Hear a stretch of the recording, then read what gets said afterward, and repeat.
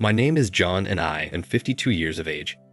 My wife's name is Serena, who is 47, but looks much younger. She's a beautiful woman, tall, has long black hair, pale skin, and a great body. She maintains her looks by working out and eating well. We've been married 24 years with our 25th anniversary coming up in a month before the discovery. We have 2 boys, Michael and Ben, both married and just starting families of their own. Both have remained geographically close to us, and we see them often. I work for a drug manufacturer in New Jersey that produces some ethical drugs, but we also make generics, and we are one of the largest manufacturers on the East Coast. The FDA closely monitored us, and it was critical that all drugs were accounted for at all times. Recently, our FDA inspector found some discrepancies in our paperwork, and our audits were more frequent now, and would continue that way until he decided we had our house in order. Because of my position as VP of Compliance, I've been working very long hours and traveling twice a month for the past 8 months to our warehouse many miles away to show a presence when he inspected our drug inventory. It was difficult work, but I was training 3 additional compliance techs to take over the load. It was starting to cause problems in my personal life, but we were very close to recertification, and I had started to back down on my workload. I had decided that I was going to retire just as soon as I had the new techs up and running, and our recertification was either complete or in the works. I wanted to do that by our anniversary. I hadn't told Serena, as I wanted it to be a surprise. I was able to find some time at work for myself one day, so I was downtown trying to find a jeweler to do a special job for me. It was for our silver anniversary, and I was going to do something special for Serena. I found the little jewelry shop I was looking for across from the downtown, down an alley, off to the side. A friend that used them for a special locket he had made for his wife recommended them to me. I had something similar in mind for my wife as my anniversary present to her. I talked with the owner, a Pakistani who had immigrated to the country over 15 years ago. His English was perfect, and I told him what I wanted. I had a 1.15 carat diamond ring that I no longer wore, and the stone was a perfect clear white. I wanted to have it reset into a necklace for my wife because she had always loved the diamond. He looked at the stone, made appreciative noises, and pulled out some white gold and sterling silver settings for my choice. I picked one that had 3 small diamonds surrounding the large stone that would go in the center. It was magnificent. We agreed on a price, and I gave him the ring. He took a picture of it on his scope and made a copy for me for security. It would be ready in about 2 weeks. Perfect. As I walked back out to the main street, I glanced over to my right and saw Serena coming out of the hotel lobby. Afraid that if she saw me, she would ask what I was doing, I ducked back into the alley and watched as she hailed a cab. I was surprised since I knew of no plans on her part to come downtown, and certainly no plans that involved the hotel. As I watched, I saw Bill exit the hotel and come up to her side. He said something to her and she laughed. She got into the cab and left as Bill walked away. Bill was my close friend. He and I had met when I first joined the company, and he was our realtor. We became friends, and he and his wife, Sally, were frequent visitors to our home. We had known them for just over 10 years, and we'd taken a few trips with them before things got a little hectic with my job. As the cab pulled away, I wondered about what I'd just seen, but decided that maybe she was planning something for me on our anniversary and Bill was helping her. While I had no idea of what they could be doing at the hotel, I decided to wait and see how it played out. I would raise some questions at home tonight and see what she said. Serena and I lived in a large 2-story colonial in a very nice part of town. I had done quite well in my job and had a comfortable salary. I had also inherited a large sum from my parents. With good advice from my investment counselor, it had grown to almost twice that amount. Serena and I had decided that we would not touch it until I decided to retire. I wanted to do that now, and the time looked right. Since our 2 children had graduated from college and moved on to their own lives, the house was way too big for us, but we loved it and continued to live there. I loved coming home to it and to her. She always had a drink ready and waiting, and we had a routine that included just talking about our day. I thought tonight might be very interesting. So I walked into the kitchen from the garage and put down my briefcase. I shed my jacket and tie and put them on the hanger in the hall as I made my way into the room we called the library, even though it had few books. I found Serena waiting as usual. We greeted and she asked how my day went. I responded that it was very productive and I was able to take care of some things I wanted to get done. and that I finish all of my work for my upcoming trip to where the warehouse was located. She said she was at home all day and just did some cleaning and straightening up. I was immediately alerted to her comment about staying home all day. Why would she say that when she was downtown just about lunchtime? She was not very good at lying, so I decided to push it and see her reaction. I asked if she has seen Bill lately, that I needed to tell him something about a question he asked me on some drugs, and I thought he was coming by. She said she hasn't seen him since we went to their place, which was about a week ago. Now the lies were beginning to compound. At this rate, she was going to make a mistake if I pushed it, so I decided not to. I was far too concerned at what I began to suspect was happening. Serena and I had not made love for over 6 months. I tried to initiate it several times lately, and each time she had quietly turned me down with some excuse that meant she didn't want to have sex. The last time was Sunday evening, and she pleaded a headache that came up suddenly at bedtime. I hadn't discussed it with her for fear of making her angry. Now I thought maybe there was another reason. So I suggested we have Bill and Sally over for dinner that week Friday night, but she said she doesn't think she wants to have dinner that week. Maybe we can plan it for the following week. Now, she knew I had to go on my trip, and I hated to plan anything for one of those weeks, so I told her I have to travel next week and would rather do it this week. I then asked if she had a disagreement with Bill over something that I don't know about, that she seems to be uneasy when I mention his name. Now she was really uncomfortable, so she stood up and left the room, saying something about the bathroom. I considered her reactions and answers to my questions, and I knew without a doubt that she was guilty, and that Bill was involved. I decided not to push her again when she came back into the room. As she sat back down, I asked if she has thought about what she wants to do on our anniversary next month, and that I thought of having a party here at the house with our friends. Bill and Sally, Justin and Phyllis, and maybe the kids and their wives, and that we could have it catered so it would be no strain on us. She said she hasn't even thought of it yet, so she doesn't know, and asked if that's what I want to do. I told her that I think that might be a good idea and it might be fun, that we both haven't been having much fun lately, and I don't know why, does she? She asked what I meant, and what kind of fun, that I've been working so hard, and we don't have a lot of time to do much with my trip every other week or so. I then asked about our love life and said I haven't been too tired for that, but she's not been in the mood for the last 6 months, and I don't know what's going on, but she seems to have no interest in me anymore. She replied that she's not been feeling well, and I know that, and that it was me that wasn't in the mood. She was angry, and not because of my attack. She was angry because I was right, and she wasn't going to tell me why. I now almost knew for sure. I told her I was sorry, and I'll back off. I guess she have her reasons, even though I don't know what they are, and I'll make all the plans for the anniversary dinner next month, and she can just relax and let me do the wording. I apologized about the crack about our sex life, and told her I'll just wait till she tells me when she's feeling better. With that, I got up and left the room. I went into my study and turned on the TV. There was nothing on I wanted to watch, but I needed the time to decide what to do. I decided that my trip next week was the key. She and Bill would be too cautious to do anything while I was home, since she was now alert to my awakened suspicions. She certainly didn't think I knew anything, but she couldn't be 100% sure. The next day was Thursday, and I went into work and made a phone call to a friend of mine in the electronics industry. He and I had worked together on some projects, and I knew him well enough to confide in him. I told him what I needed, and he told me what to buy. I called the supply store he recommended and gave them the order. It was delivered to my office that afternoon. It helps to have friends in the right places. My plan was simple. I had 10 voice-activated bugs, all small and innocent-looking and easy to plant. I also had 2 receivers, one single channel, battery-operated that had a range of up to a mile, and one with a range of just fewer than 300 feet. The short-range one would go into the house to monitor all of the bugs but one in each room. The other bug would go into her purse, and the receiver would be in her car. That way, if she went anywhere in her car, the bug would pick up her conversations in the car and anywhere she carried her purse, and the receiver in the trunk would record up to 5 hours at up to a mile away. I placed all of the bugs that evening while she went to the store and set the recorder up in the workshop in the basement. I turned on the radio in the spare bedroom and went down to the workshop to listen. Perfect. I thought that I would have to wait until she went to bed to plant the one in her car and her purse.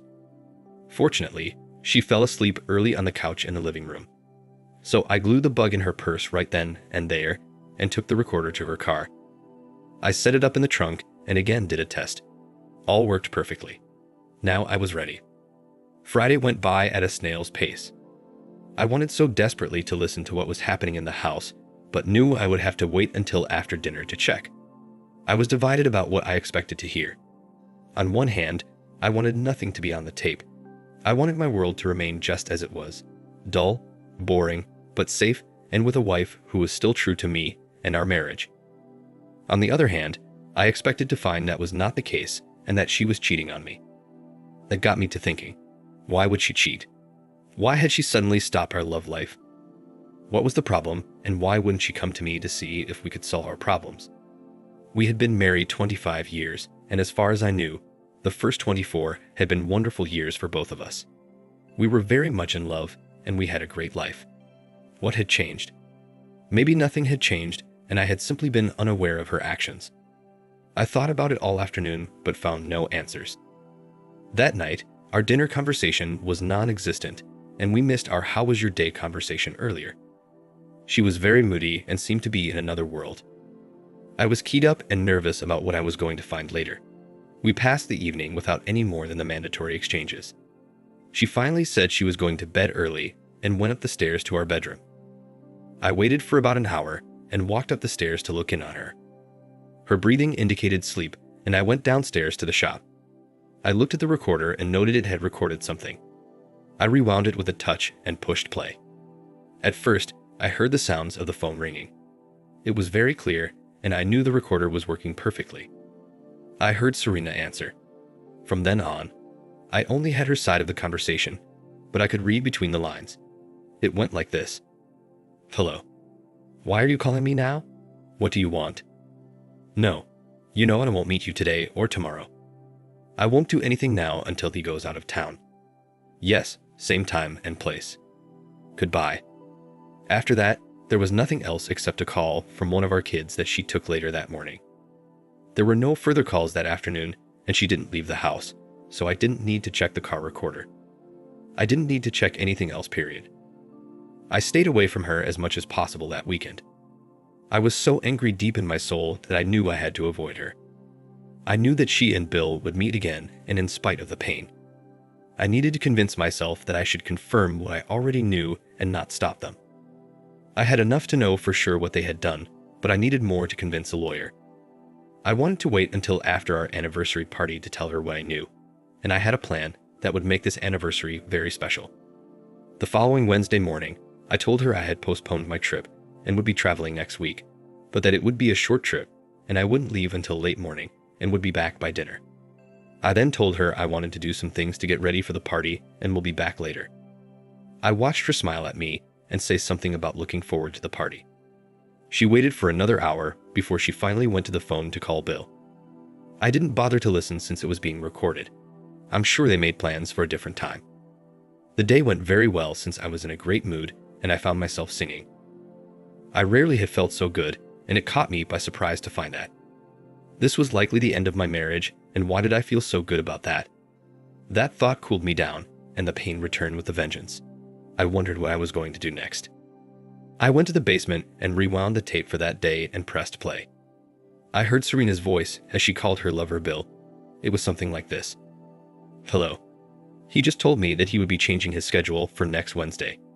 He's leaving later and he'll be home earlier. We can still meet at lunchtime, but I have to be home early in case he's home earlier than planned. I don't know why he changed plans. He didn't say, other than to do some things for the anniversary party. I don't think he knows anything.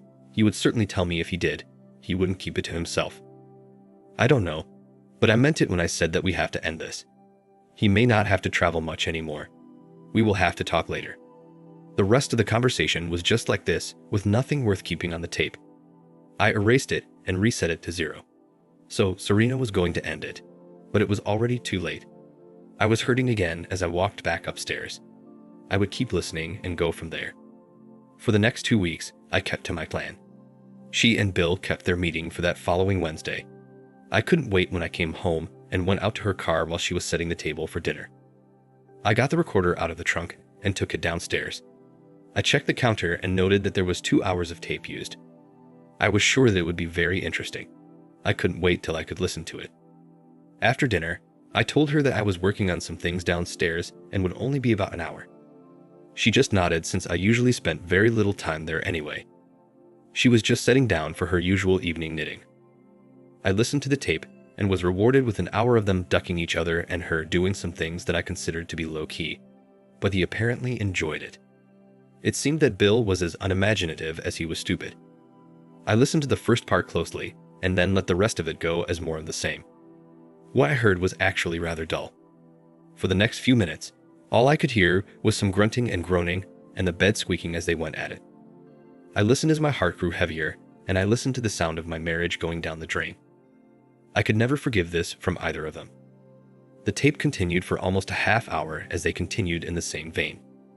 I couldn't understand what she was getting out of this.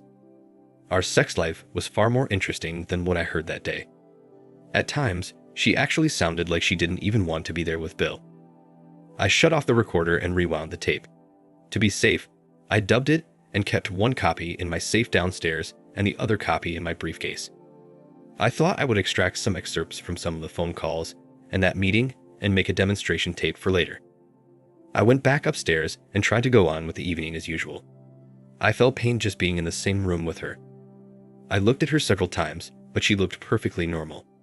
I guess she was now so used to cheating on me that she felt nothing when we were together. There was one surprising thing that happened just 3 days before the party. As I listened to the tapes that evening as usual, I heard the sound of the doorbell ring. Bill came to the house, but I only heard some of the conversation since Serena kept him at the door. She was yelling at him and kept saying, "No, not here. Not in my home. Never. Anyway, I told you we were through." This continued for a few minutes, and I finally heard the sound of the door slamming and Serena storming back into the house, cursing out loud. Sounded like Bill was wanting more and more, and she didn't agree. During those weeks, I contacted my lawyer and made sure the divorce papers were ready. I maintained my silence to her. I spoke only when I had to and tried to avoid any time alone with her. She finally noticed my reticence and commented on it a week before the party. She said I haven't said much to her lately and asked if something was bothering me and if she did something wrong that made me mad at her. I told her I don't know and asked her if she thinks she's done something that would make me mad. She said, of course, no, and asked why I would think that. I said, "I told you some time ago that we had some problems, but you wouldn't talk about them. You just got angry and yelled at me. That's been your answer for everything, yelling. I just hope you haven't done something stupid to get back at me or to try to hurt me in some way." She started to respond but couldn't get the words out. She finally broke down and started to cry. I told her I'm sorry if I made her cry, that I was just letting off steam, and I know she wouldn't do anything like that, and I trust her with all of my heart and soul. I told her I love her too much to ever hurt her, and I hope she believes that. She just wiped her eyes and looked at me sadly. She didn't say anything to answer me and remained quiet. She finally went to the kitchen and the subject was forgotten. We spoke little after that, and things remained tense between us. As for the anniversary party, it was planned for Friday night, a day before our actual anniversary. Friday was best for most of our friends and for our children. It was catered, so we had little to do other than dress for the party. We were together in our master bedroom about an hour before the party. I had decided to end my avoidance that morning in anticipation of this day. I asked if she was going to wear the beautiful blue dress I bought for her the previous year, that I love her in it, and it shows off all of her charms both in front and in back. I did love her in that dress. I bought it for her when she saw it in a window and commented on it. I bought it the next day, and she was thrilled. She said she planned to, and that she loves it too, although she didn't look as nice in it as I say she does. But I bought it for her, and this is our anniversary, so she thinks it's appropriate. Then she asked what I will be wearing. I told her it's just a shirt and tie with a sports jacket, that I didn't want to distract anyone's attention from her. She blushed with pleasure and smiled for the first time in a long time. I wanted her to smile and be happy for the anniversary party. I wanted this anniversary to be remembered long afterwards. The first guests were to arrive at 7 o'clock, and we were dressed and ready by 6:45. I looked at her in that blue dress and I choked up. Tears came to my eyes as I looked at her. I had loved this woman for almost all of my adult life. She had been my life, and I was about to lose her. The pain was so intense that I had to sit down for a minute before my legs collapsed. I wanted to give her my gift now. The more wonderful things she had to remember from this day, the better.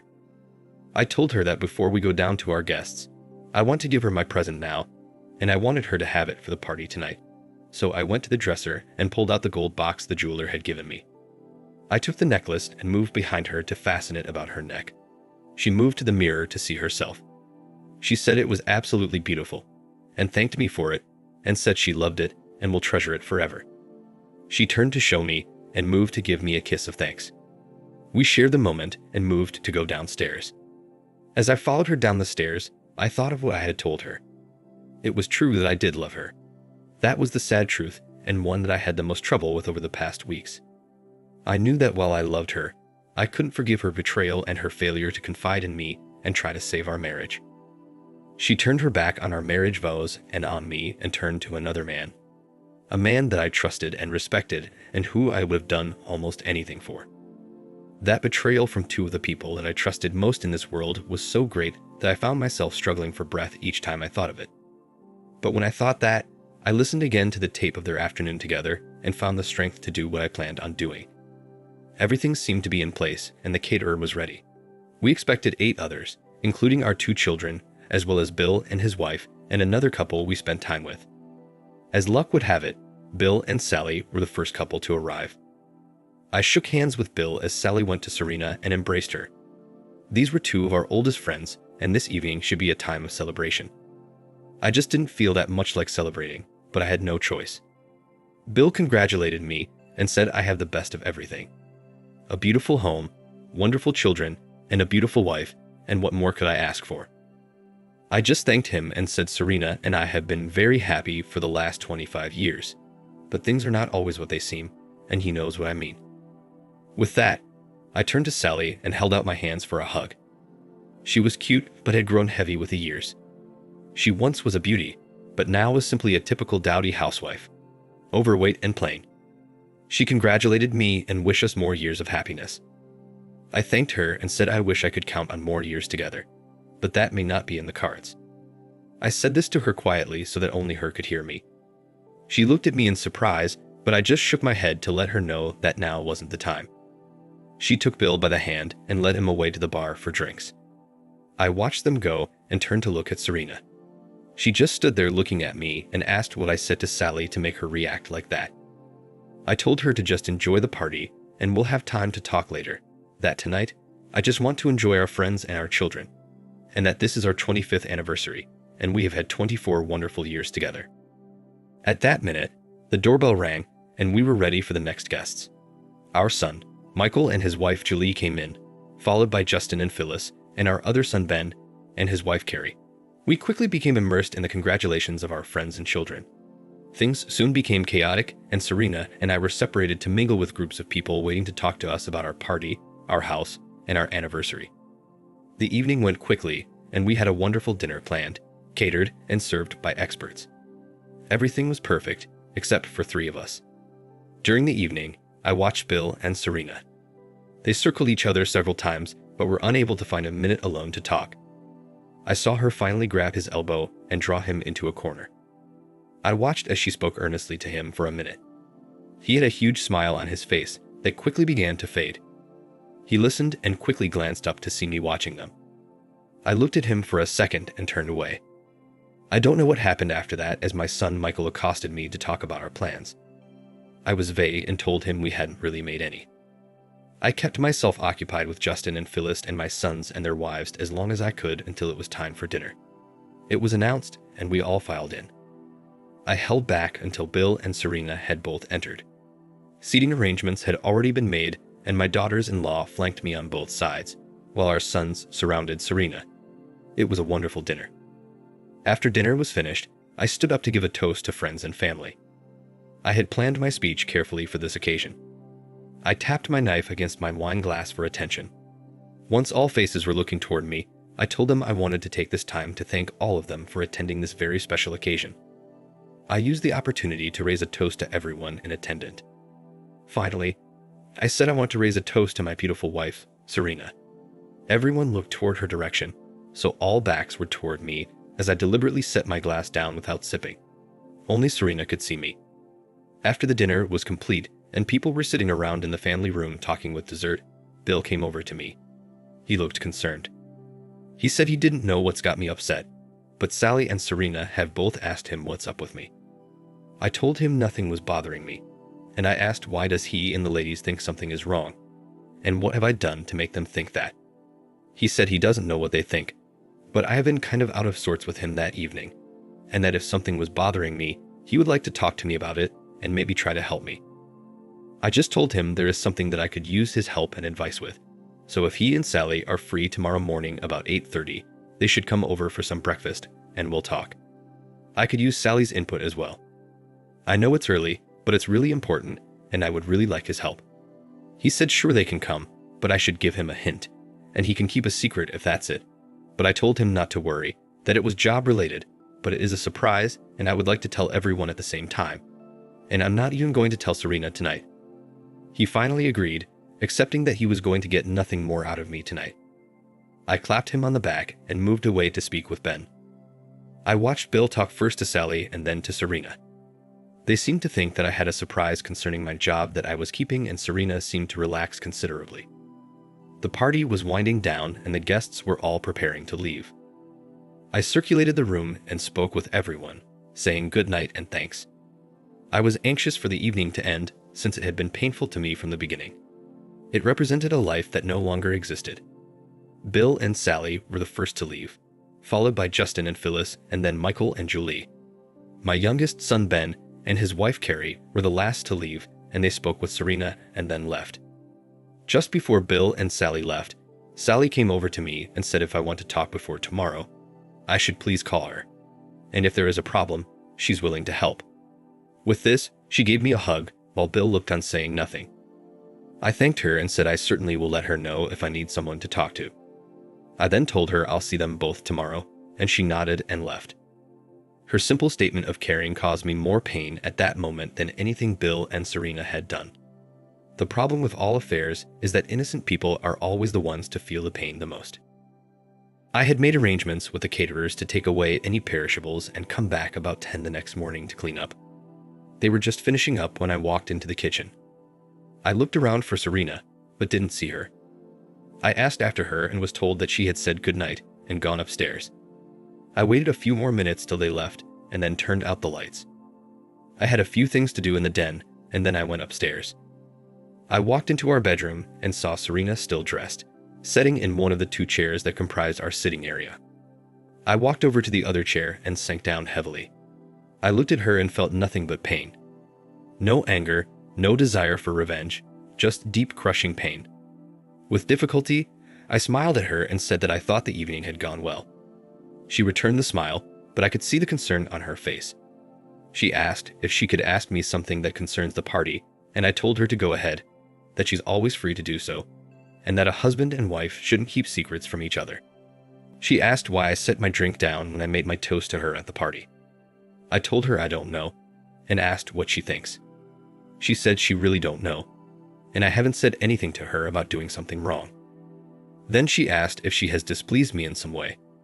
Once again, I said I don't know. Then I asked if there's something she has done that would make me angry with her, but she said no, and that she has tried to think of what it could be, but she just don't know what's wrong. I told her I'm sorry, but I don't quite believe her, and I think there are some very serious problems in our marriage, but I am too tired to talk with her about them tonight, and I'm going to sleep in the guest room, and we could talk the next day. With that, I rose and walked down the hall to the guest room before I lost my own composure. I had earlier moved some things in there, so I went in and closed the door. I had never slept in the guest room in all the years we had owned the house, nor had I ever locked my loving wife out of my bed. The pain of doing that was almost more than I could stand. I checked my briefcase for the things I would need the next day and found them all present. I undressed, turned out the lights, and lay down on the bed, knowing I wouldn't sleep much that night. About an hour later, I heard a small knock on the door and Serena's voice asking me if she could come in. She knocked again, but I didn't answer her, and she eventually stopped and went back to our bedroom. I lay there with tears finally coming, and I fell asleep dreaming bad dreams. I awoke at my usual time of 6:45, but decided to stay in bed a while longer. I usually got up and was downstairs by 7:15 for breakfast, but I wasn't hungry that morning. I had no appetite.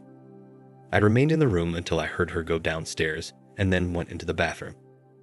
I went back to the room and remained there until almost 8:15 and then went down with a heavy heart to face her.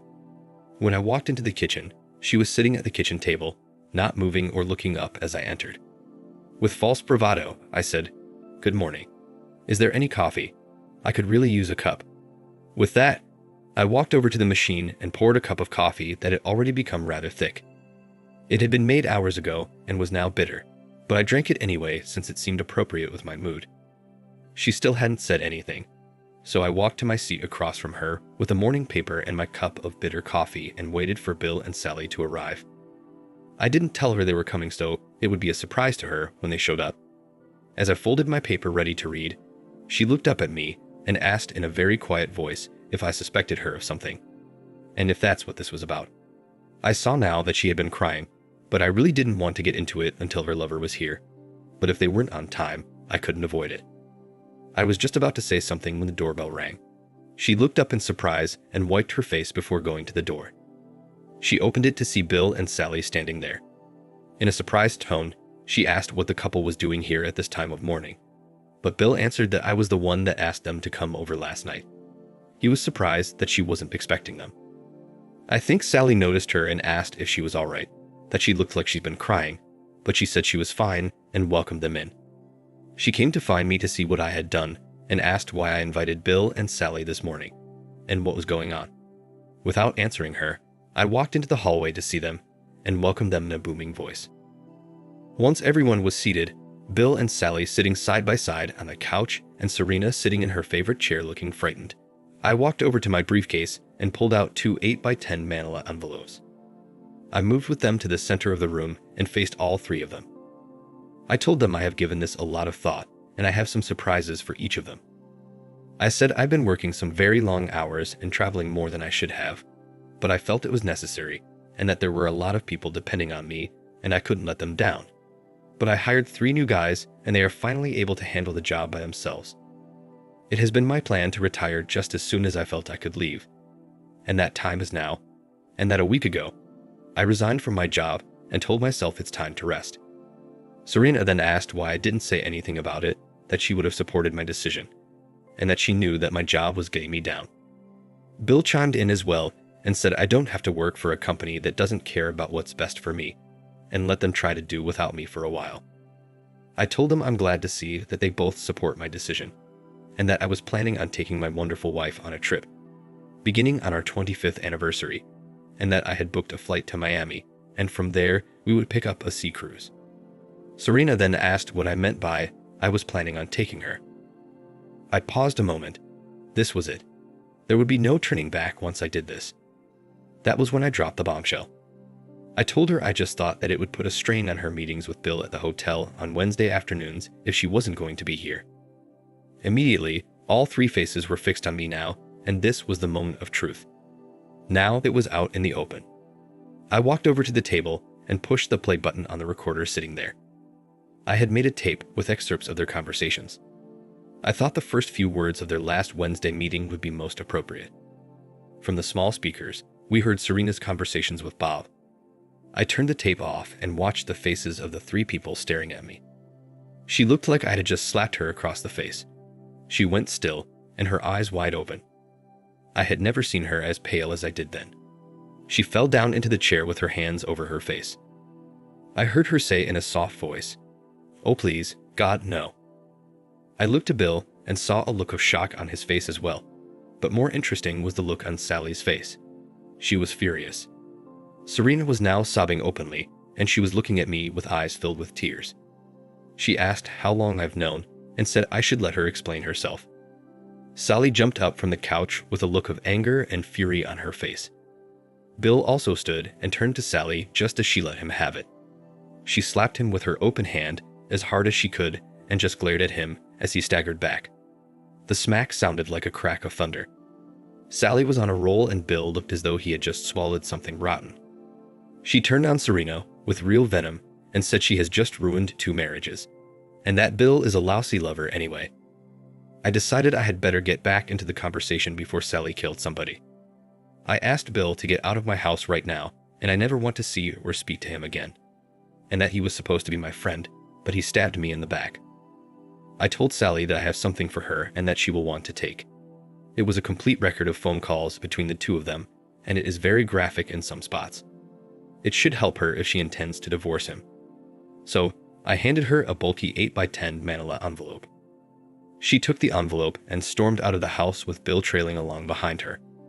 He seemed completely confused and lost. I really hoped Sally would make his life a living hell from that point on. I turned to Serena, who had been standing still sobbing and watching the whole sorry thing between Bill and Sally. She must know by now that she had destroyed Bill and Sally's marriage. I congratulated her and told her Bill and Sally were two of our oldest friends, and she has succeeded in destroying both of their lives, and I hope it was worth it, and that Sally was a wonderful, kind woman who didn't deserve what she and Bill did to her. She continued crying, saying I have to let her explain. She said I've been so busy and she was so alone and Bill was only trying to be a good friend, and that they just took it too far, and that it won't happen again, and I have to forgive her and let her make it up to me. I waited patiently till she finished.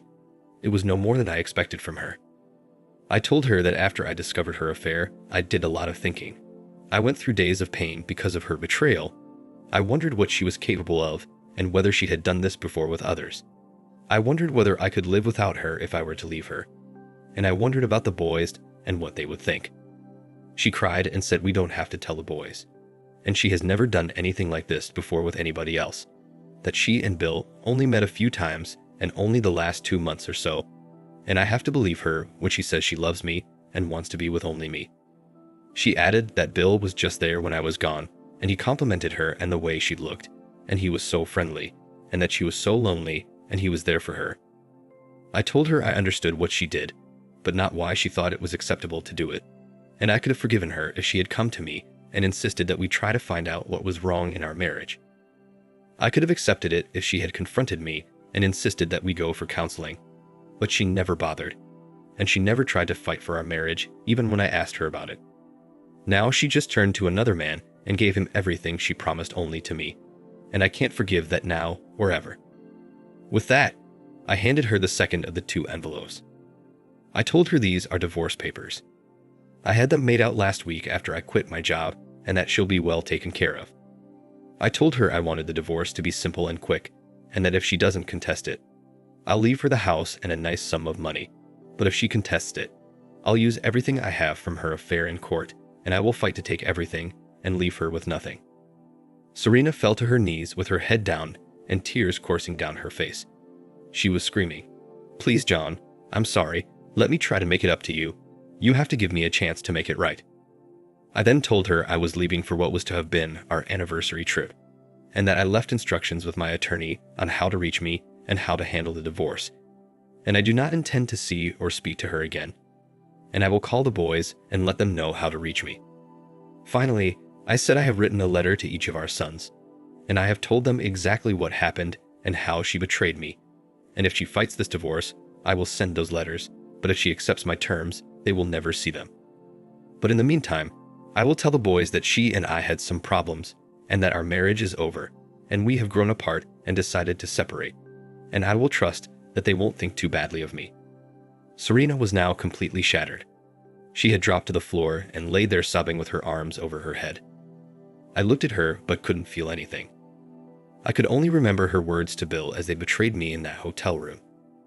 That memory was enough to give me the strength to turn away and walk out of the house. I could still hear her sobbing as I walked out the door of the house we had raised a family in.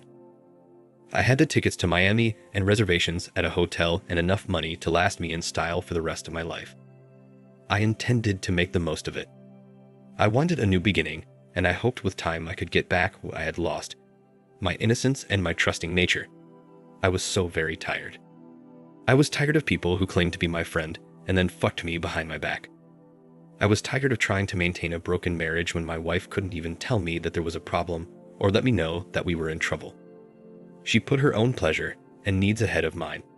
She ducked another man for reasons only she knew. I was tired of expecting trust from those I loved. None of them had been honest, and none deserved my trust. I had treasured my friendship with Bill, and he betrayed me without a thought. I had always thought that my love for Serena was unconditional, but I found out differently. You can't love unconditionally when the other person changes the rules. I shut the door on 25 years of my life and walked out to my car and drove off to begin the second half of my life. The first half had not been all bad, but it had ended badly.